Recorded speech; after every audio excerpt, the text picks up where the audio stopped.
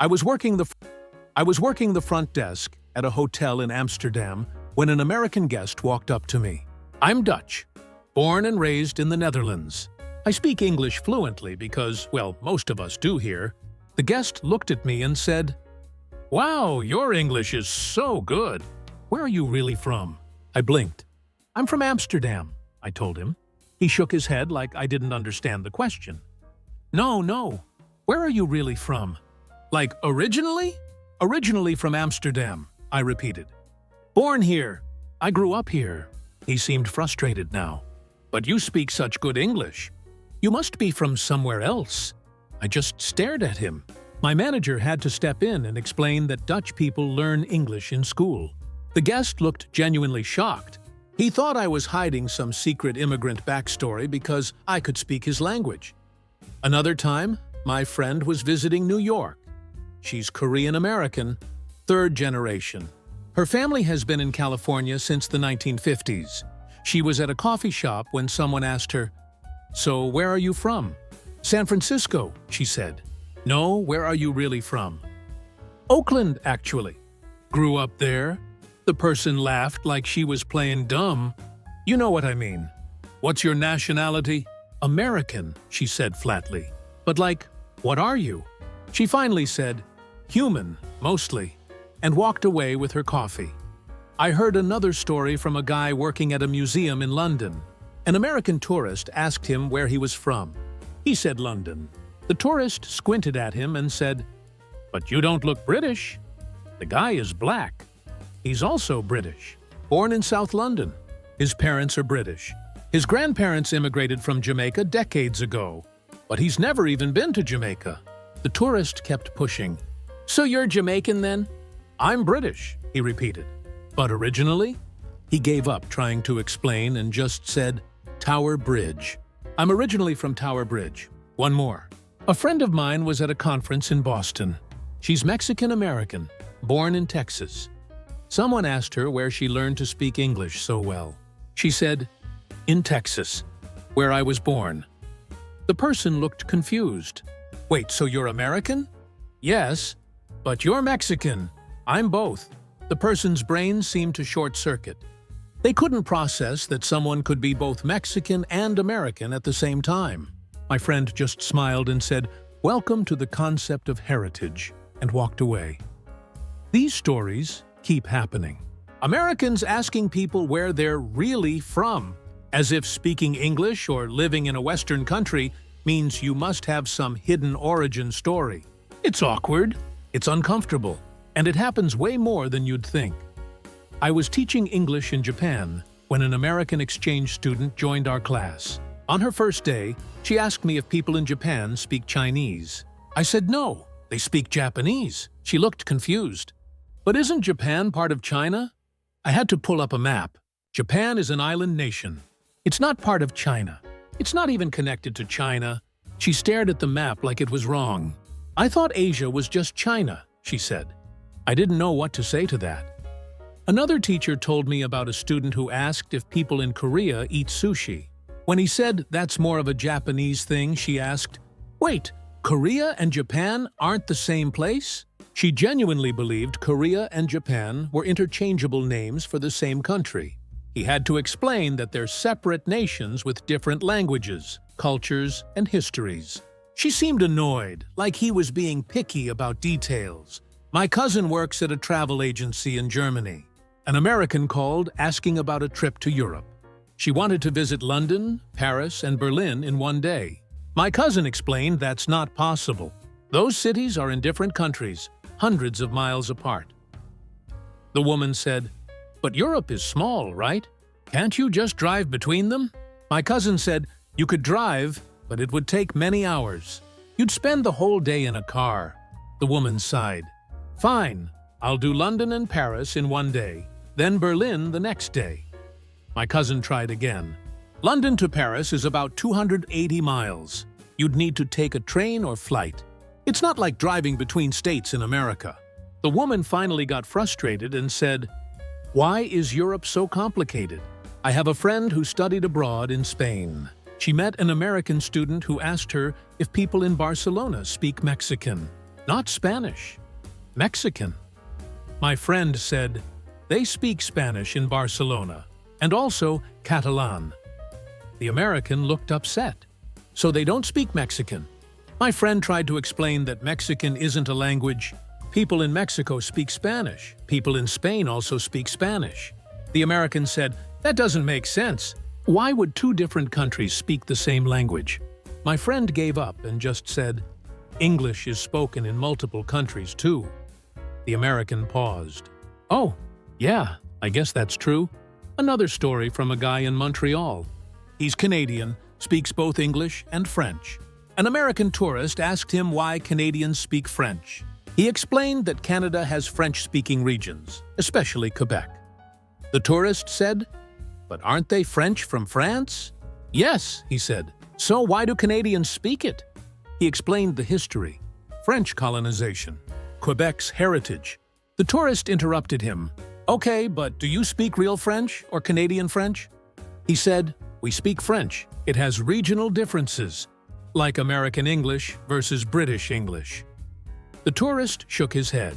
I don't think that's the same thing. My friend's sister works at a hostel in Prague. An American checked in and asked her what language people speak in the Czech Republic. She said Czech. He asked if that's similar to Russian. She said no, they're different languages. He seemed skeptical. But isn't the Czech Republic part of Russia? No, she said. It's an independent country. He pulled out his phone and Googled it. Then he looked embarrassed. Oh, I thought all those countries over there were just Russia. She smiled politely. We've been independent since 1993. He nodded slowly. So you guys are new? Sure, she said. New. I was at a cafe in Brussels when I overheard an American asking the barista if Belgium is in Germany. The barista said no. Belgium is its own country. The American said, but you guys speak German, right? The barista said, some people do. We also speak Dutch and French. The American looked lost. 3 languages? In one country? Yes, that's confusing. Why don't you just pick one? The barista just shrugged and made the coffee. Another time, my roommate from college told me she met an American tourist in Athens who asked if Greece is in Italy.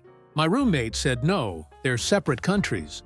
The tourist said, oh, I thought they were the same because of the old buildings and stuff. My roommate tried to explain that ancient Greece and ancient Rome were different civilizations. The tourist said, yeah, but they're both old, so I thought they were connected. My roommate gave up and just said, they're neighbors. Kind of. The tourist seemed satisfied with that answer. I also heard about someone working at a train station in Switzerland. An American asked him if Switzerland is the capital of Sweden. He said no. Switzerland and Sweden are 2 completely different countries. The American said, but they both start with SW. He explained that Switzerland is in Central Europe, landlocked, and known for mountains and chocolate. Sweden is in Northern Europe, part of Scandinavia, and known for IKEA and meatballs. The American said, okay, but are they close to each other? Not really, he said. She looked frustrated. Europe is too confusing. I was working at a restaurant in Paris when an American couple sat down. They looked at the menu and seemed confused. The woman flagged me over and said very slowly and loudly, do you speak English? I said, yes, I speak English. She looked relieved. Oh, thank God. Can you translate this menu for us? I explained that the menu had English translations on the back page. She flipped it over, saw the English, and said, why didn't you just give us the English menu? It's the same menu, I said. Both languages are on it. She looked annoyed. Well, that's confusing. Her husband then asked me, do French people actually speak French all the time, or is that just for tourists? I stared at him. We speak French because we're French. He nodded like that. Made sense, but also didn't make sense. Another waiter told me about an American who asked him why French people don't just speak English to make things easier for visitors. My coworker said, because we're in France. The American said, yeah, but English is more common. My coworker replied, not in France. The American thought about it and said, That's kind of rude. Though, my coworker just walked away. I have a friend in Germany who works at a bookstore. An American tourist asked her if Germans still speak German or if they switched to English after World War II. My friend said, "We still speak German. It's our language." The tourist said, "Oh, I thought maybe you guys stopped using it because of, history." My friend said, "No, we didn't stop speaking our language." The tourist looked around the store. "So all these books are in German?" "Yes, even the new ones."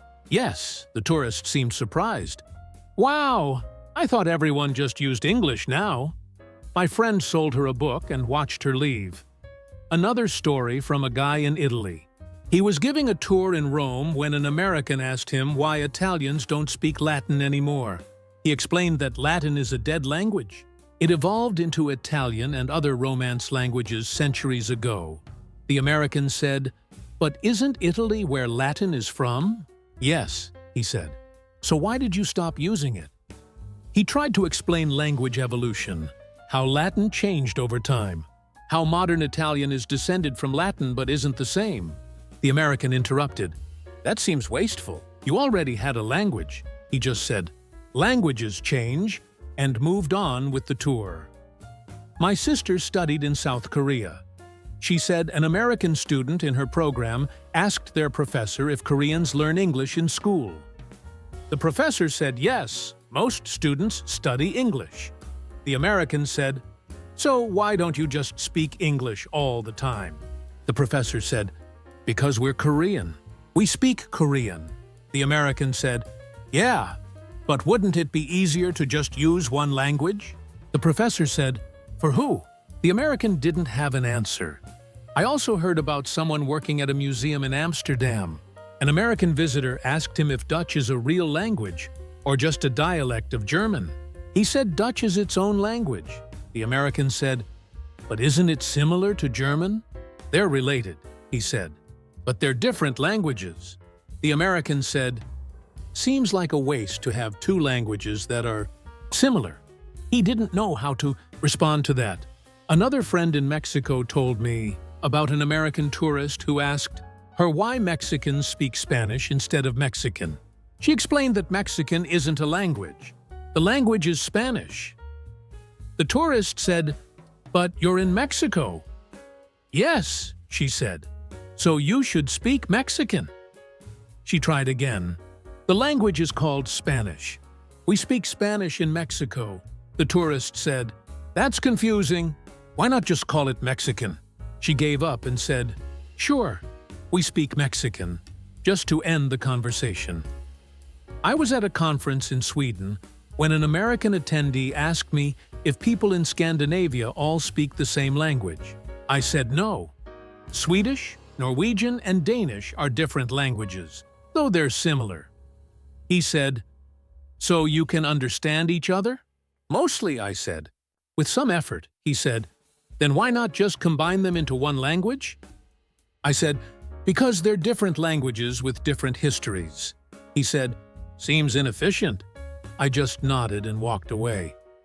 Another time, my cousin was in Portugal when an American asked her if Portuguese is just Spanish with an accent. She said no, Portuguese and Spanish are different languages. The American said, "But they sound similar." "They're related," my cousin said, "but not the same."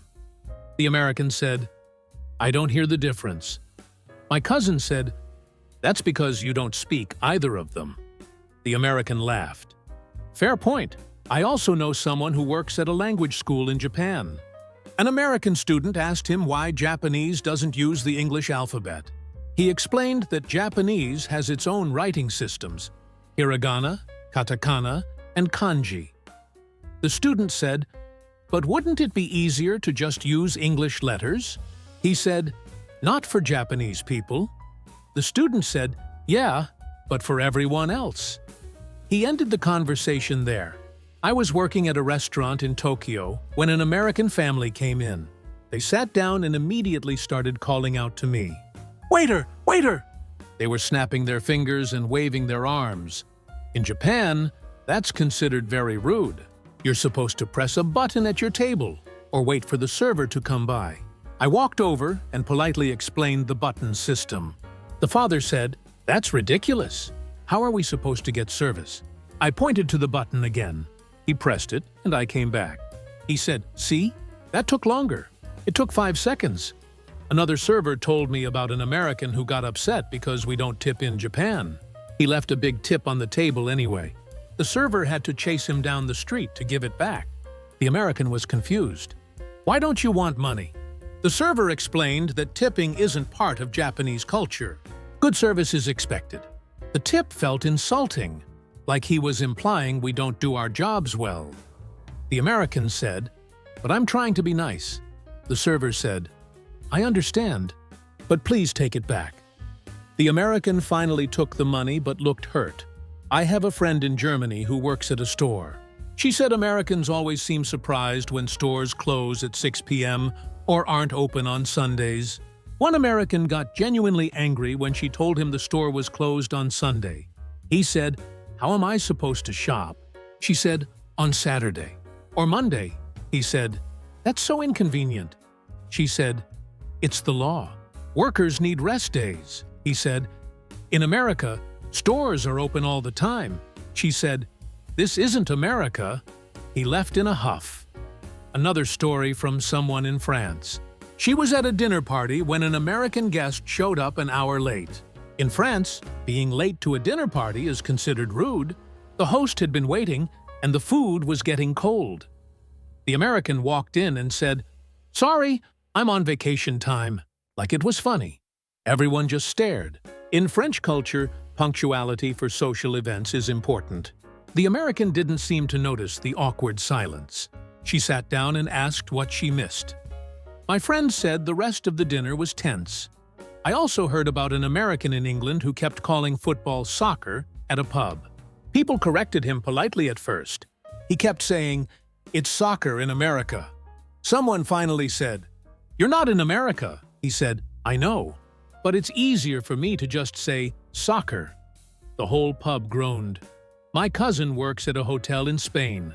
She said Americans always seem shocked that lunch is served from 2 to 4 p.m. and dinner starts at 9 p.m. or later. One guest complained that it was too late to eat. My cousin explained that's the normal schedule in Spain. People eat dinner late. The guest said, "That's unhealthy." My cousin said, "It's our culture." The guest said, "Well, culture can be wrong." My cousin just smiled and walked away. Another friend told me about an American in Italy who got upset because shops close for a few hours in the afternoon. It's called riposo. The American needed to buy something and banged on the shop door. The owner came out and explained riposo. It's a break time. The shop would reopen at 4 p.m. The American said, "That's bad business. You're losing customers," the owner said. "I'm eating lunch with my family." The American said, "You could eat later." The owner just closed the door. I was in Sweden when I saw an American loudly talking on his phone in a quiet train car. In Sweden, people are very quiet on public transport. Everyone was staring at him. A conductor came over and asked him to lower his voice. The American said, "I'm just talking." The conductor said, "This is a quiet car." The American said, "There's no sign." The conductor pointed to the sign. The American rolled his eyes but got quieter. Another time, my friend was in Norway when an American asked her why people don't chat with strangers on the bus. She explained that Norwegians value personal space and silence in public. The American said, "That's so unfriendly." My friend said, "It's not unfriendly. It's respectful." The American said, "In America, we talk to everyone."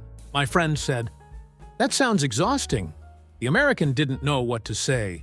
I also know someone in Japan who saw an American blowing his nose loudly at a restaurant. In Japan, that's considered very rude. You're supposed to excuse yourself to the restroom. People around him looked uncomfortable.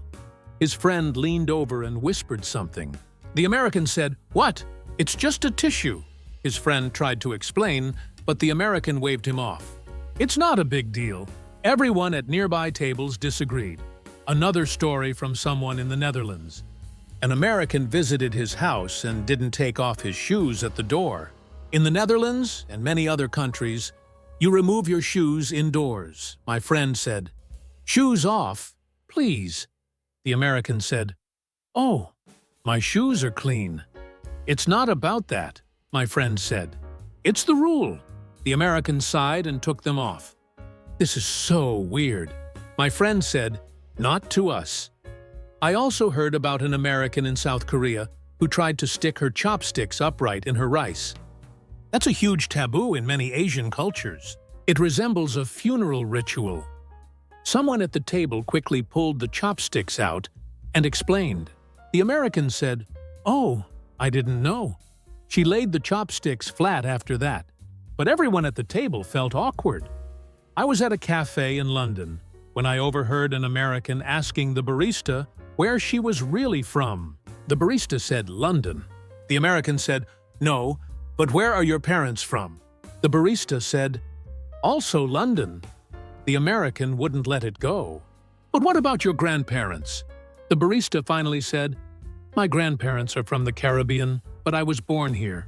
"I'm British." The American nodded like she finally got the answer she wanted. "See, I knew you weren't originally from here." The barista just made her coffee and said nothing else. That's the thing about these stories. They're awkward, they're uncomfortable, and they happen all the time. Americans ask people where they're really from, as if having a different appearance or speaking multiple languages means you can't actually be from where you say you are. It's not always malicious. Most of the time, people are just curious. But curiosity doesn't make it less awkward. It puts people in the position of having to justify their existence in their own country. I think part of the issue is that America is such a young, diverse country that heritage and origin stories are a big part of identity there.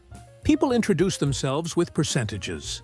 I'm 25% Irish, 30% German, 20% Italian. That's totally normal in the US. But in other countries, that's not how it works. If you're born in France, you're French. If you're born in Japan, you're Japanese. Your ethnicity might be part of your story, but it's not the defining feature of your nationality. So when Americans ask, "Where are you really from?" they think they're being friendly. They think they're showing interest. But what it sounds like is, "You don't look like you belong here." And that's the problem. I've seen it happen to friends, co-workers, and strangers. The question always comes with good intentions, but it always lands wrong.